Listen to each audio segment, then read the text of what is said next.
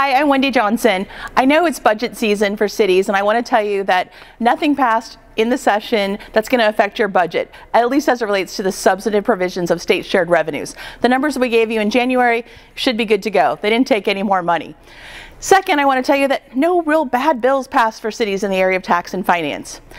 That's the good news, and we were actually on the offense on a couple of areas too. We did successfully get the lodging tax bill through House Bill 4120 that fixed intermediaries, the definitions for them, and made it clear that they need to collect, file, and pay cities. That bill takes effect July 1st, and we ask you to start working on updating your ordinances though to make sure you get the new definitions, and also update your forms. Second, I've already had some questions about, well, when's the Department of Revenue going to be able to collect lodging taxes for us?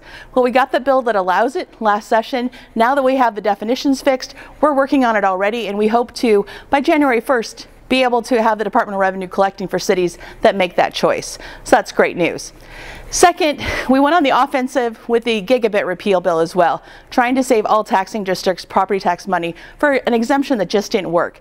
Unfortunately, we fell short in the last days of session. It passed the House, that's House Bill 4027, but it didn't pass the Senate. But we'll be back again next session to try to fix that. Lastly, I want to end with a note on property taxes. The short session is no time to really fix something that complicated, but we want you to know that there's a new committee, a joint committee called the Student Success Committee. That committee is co-chaired by Senator Arnie Roblin and Representative Barbara Smith Warner, and has vice chairs of Senator Tim Knopp and Representative Greg Smith. And they're joined by 10 more legislators from both sides of the aisle and from both houses. They're going to be traveling the state over the next few months. They had their first meeting this week, and they'll be asking communities what they need to improve to help students succeed in Oregon. That means our education budget needs some reform, and we think they're going to do some revenue reform to make that happen.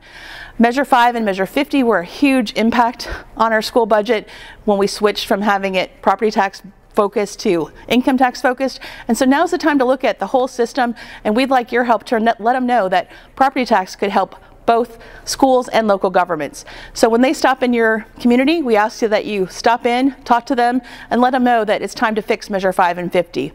Thank you.